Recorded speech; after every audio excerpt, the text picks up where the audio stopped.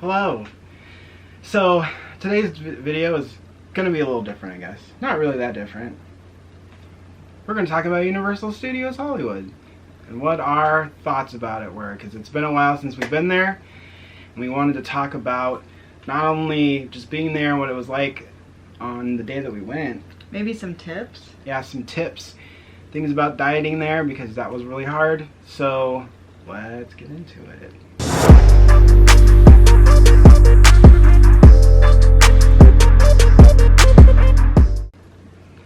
Okay, so what was your experience at Universal Studios Hollywood? Well, about what? About like... Let's talk about when we first got there. What was your experience?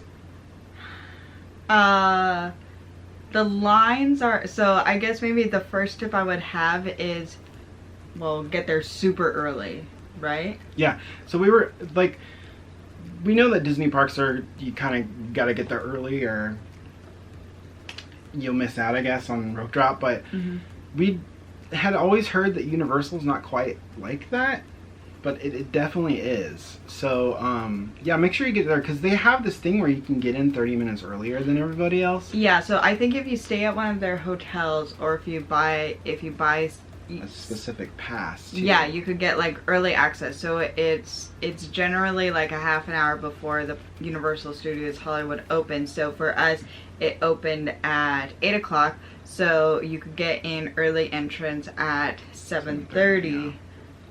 But so we got in there was like maybe like not that many people in line, like maybe 30. Like 30. Yeah, I would say maybe 30 people in front of us in line. We got there probably around 7:30. Would you say so? Yeah. And they had a separate entrance for people with the special pass, and then 30 minutes.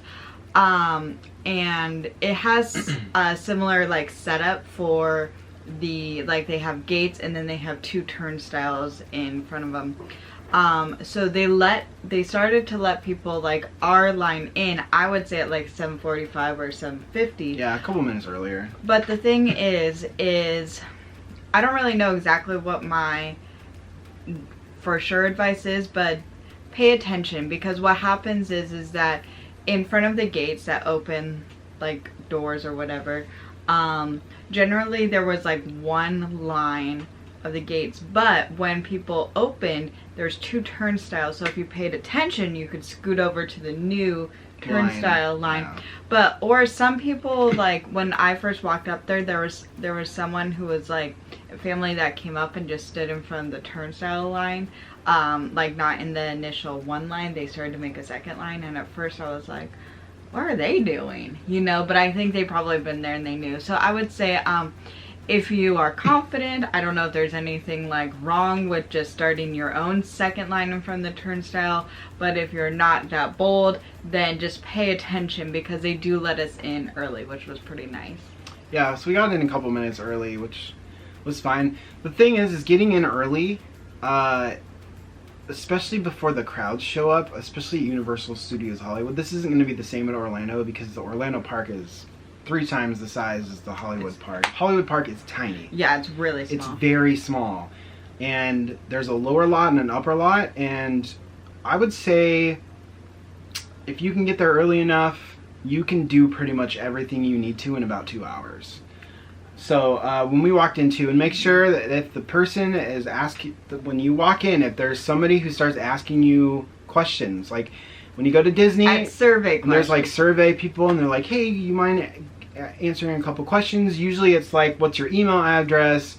Can we send you a survey? You know, and they ask you about what you might have done that day, and then they send you a survey you can fill out at home that has like 1 million questions. They were doing a full survey as soon as I walked in. Like, oh, I thought it was just gonna be one of those where they just ask for email and they'll send me a survey about my day. No, she started asking me all these like weird questions. Okay, And Eric, so like I was like, I have to go now, and so we walked away because I felt kind of like... No, Eric is very nice, and so he was too nice. So like, cause we were there with like his sister and her family and all this stuff, and they were like, because you know, when you get in the gates, especially cause we were excited cause we got in like early, you want to boogie on over to whatever line you want to go to. And so Eric was nice and said like, oh yeah, I'll answer questions. So like everybody else was going further And then she kept asking questions. I was like, Eric, we gotta go. Eric, we gotta go. Eric, and So finally, I was like, I gotta go. Until finally, because like he was going to stay there for who knows how long, but it was definitely like they were way far down. Like they were at the end of the main street drag or whatever. I don't know what they call it, but yeah, we caught up with them though. It was fine. So so once we got into the park, it was, I mean, being in line with about another 50 people or so when we were starting to get in by the time that opened, the gates opened. And we were able to immediately go to the lower lot, which if you go to Universal Studios Hollywood, I very much recommend first thing in the morning, go straight to Jurassic World. Because right now that's the longest line out of everything. It just reopened. It was the Jurassic Park ride. It's now the Jurassic World ride. It's roughly the same ride, except some added tech and maybe a new dinosaur at the end, but it's basically the same thing. So, and sorry if I could interrupt. And if you are very motion sick like I am, that is a ride you can go on, because a part of Universal Studios, like I can't go on anything basically in Universal Studios, but I could go on that one just fine. It didn't. Yeah, it's a boat ride. Yeah. So I mean, it's like Pirates. You get about as wet.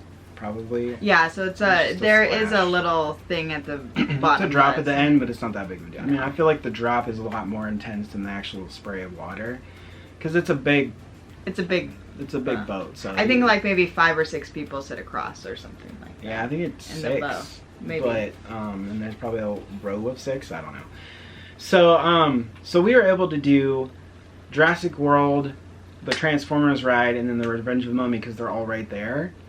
Within however long the queue line walk was, probably the first 20 minutes, we did all 3 of those rides. It was crazy because I wasn't going on the other 2. I basically didn't she couldn't do the Transformers ride. Is too intense for her because it's just a bunch of screens, and basically it would make her have motion sickness. I did not go on any of the rides except for Jurassic Park and the tram. Now that I know what it is, you could have gone on the Revenge of the Mummy. It's just a roller coaster.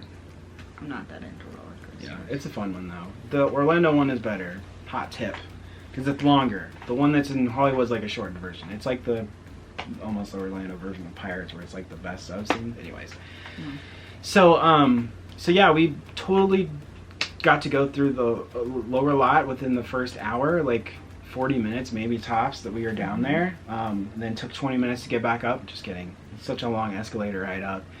Yeah, so if you're not familiar, so Universal, it is like Universal Studios Hollywood.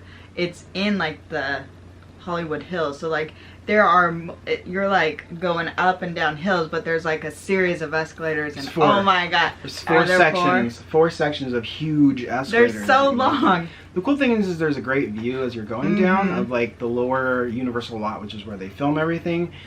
And then, kind of off in the distance, you can see, like, I think you can see Warner Brothers. I think so, the thing. And there's a couple of spots. If it's a nice, clear day and it's not hazy and stuff, like, you'll be able to see a lot of It's really pretty. It's very, very pretty. It's a great view. Yeah, it's a great view. So if you're going to go to Universal, the tip from me would be make sure you go to the lower lot first, because you get everything done there, because then you don't have to go back the rest of the day.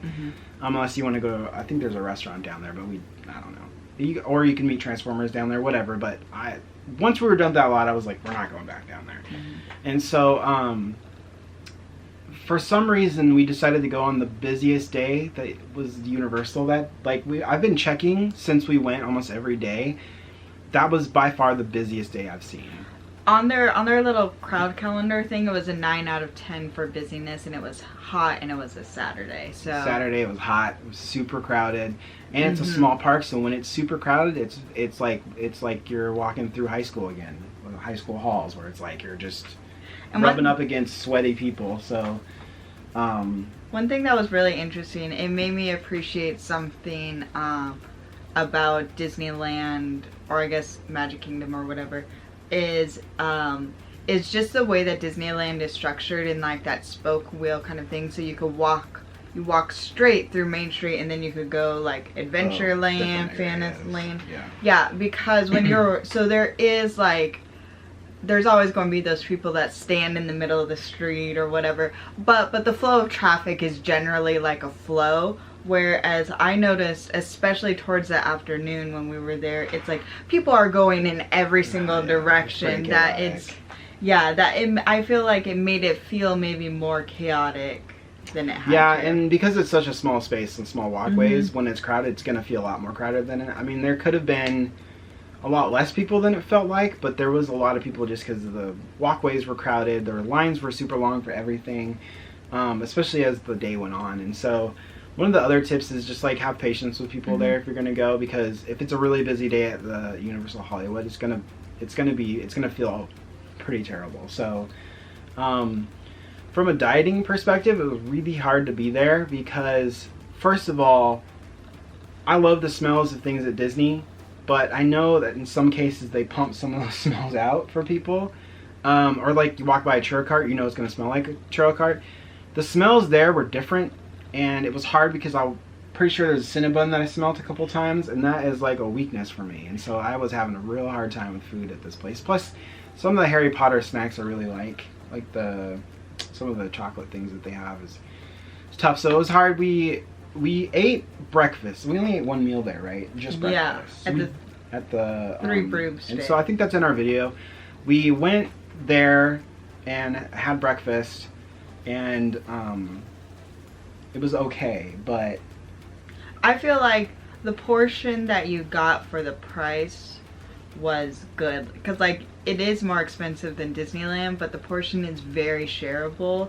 I felt like you got at least we got like the English breakfast, and I think it was fair because if you split it. Yeah, it is a lot more expensive there. We bought the food is a lot more expensive. We bought like a free refillable soda thing for, I don't remember what it was, like 15 or 16 bucks. And it's just like a little thing that you carry around, and you get free refills for having it. And so I think in order to make it worth its cost, we had to do 3 refills, which we did. So I felt good about that. Yeah.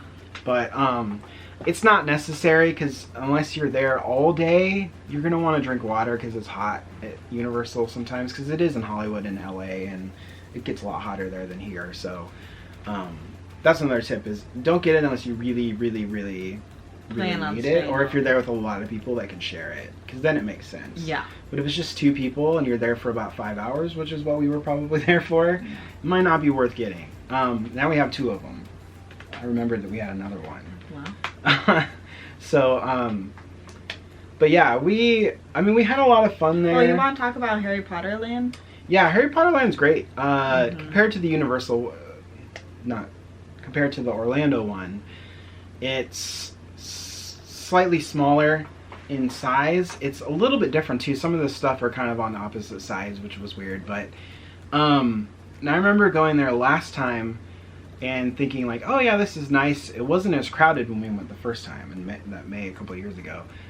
This time it was super crowded. It was super filled. This time it was a little bit more hard to maneuver, especially through the small stores. And so like I kind of popped in a couple stores and immediately walked out because I was like, I can't walk through there. There's just way too many people standing in the way and stuff like that. So, but Universal is great. Harry Potter Wizarding World is great. We yeah, like I said in one of the other videos, like I was able to ride everything that I wanted to, which was really fun. The Harry Potter one is always the one that's kind of like, because of what happens during the ride, it's one of those ones that they want to make sure that you fit properly, because you kind of get thrown upside down and shaken a little bit, or spun. I guess it's spun. So that sounds horrifying to a person that gets motion sick like me. Yeah. Make sure though that, like, they often say like loose things, like make sure loose things are tucked away, or they have free lockers for 2 hours, I think, so that you can ride the ride and put your stuff in the locker so it doesn't all fall. Like they won't, if you have a backpack, they won't let you take it on the ride. And so one thing that I thought was really funny was I had my keys and my phone in my pocket, and the second time I rode on it, so me and my brother-in-law were able to ride it 2 times, and so I was sitting there next to him, and as we moved back a little bit, because of one of the sequences that you kind of get, felt like my phone was about to fall out of my pocket, and so I immediately had to grab it. I was holding on for dear life the rest of the ride, because I was really worried I was going to lose my keys and my phone, and then we'd be stuck living at Universal Studios Hollywood for the rest of our lives. So, but yeah, it was super fun. I really enjoyed going on that ride. Yeah, can I go back a little bit to where you're talking about the crowds in the shop Sure. and things like this? So, like I said, like I didn't go, these rides are just not for me, but the theming really is. So while like the rest of the family were kind of like doing their own thing, going on a lot of the rides, I wanted to go and just like explore and look at the ambiance of the Wizarding World. And so even on a crowded day, I was able to like see a bunch of things. Like when I went through the shops, I had no problems. There were a couple other like people there, but I didn't go through the Ollivander's, like the little show at Ollivander's wand shop, but I did like go through the wand shop and I read like all the little descriptions of the different wands and things like that. And then last time I went, I got chosen at Ollivander, so I had my own that was awesome. I have my own interactive wand because of course I had to buy it. So I was able to like use my wand, because like if I'm like making magic happen with my wand, I don't want a bunch of other people like spoiling what the magic will do, basically. So I wanted to just kind of be by myself. So while everybody else was doing it, like I was able to like use my wand and just make magic happen. Okay, yeah. So it was really good. So I would say when you go, as with if you go to any park, like make sure you know what your priorities was. So like I did not really care about the attractions or anything like that, but I was really interested in just kind of like being and soaking in all the details and things, because the theming and the details are insane, incredible.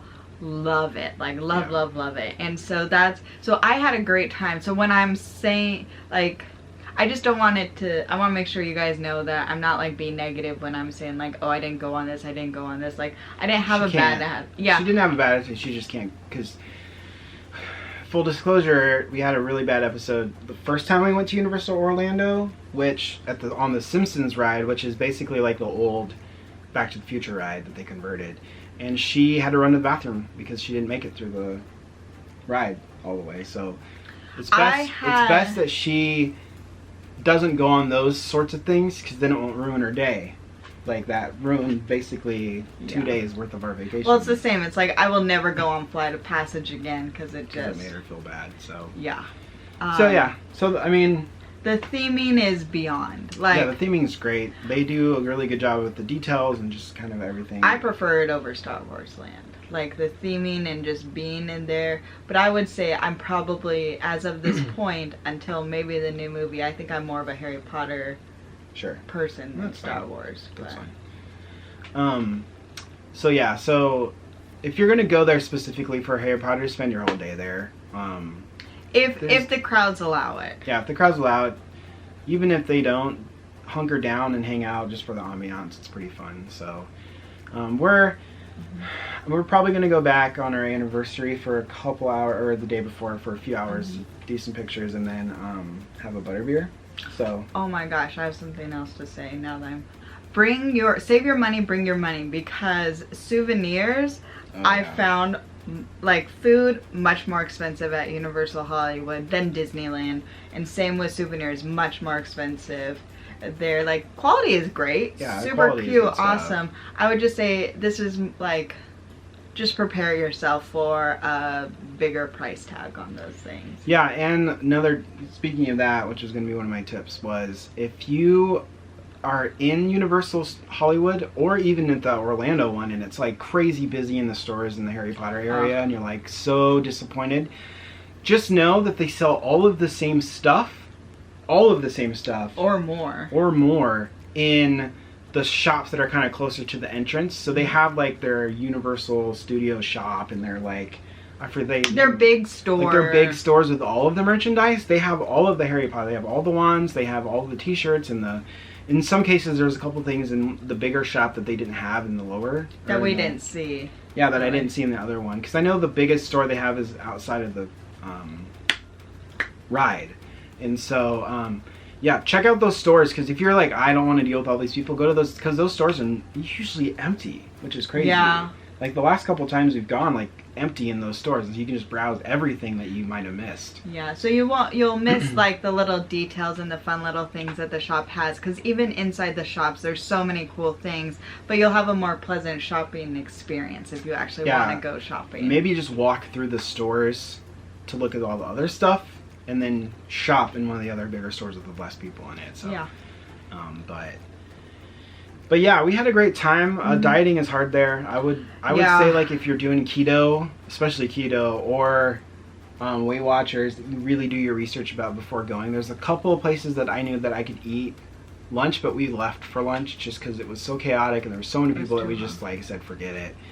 And so yeah, I recommend doing research, because there's a couple places keto-wise. You can there's fried chicken place. There's like you can eat a burger without a bun. There's you can eat the top of a pizza if you really needed to. So yeah, all the Simpsons area had keto-friendly stuff if you work it, by meaning get rid of the bread and that kind of stuff. And so it's very much easier for keto, but like Weight Watchers, it's hard because they're just a lot of the stuff is unhealthy. And so yeah, I struggle.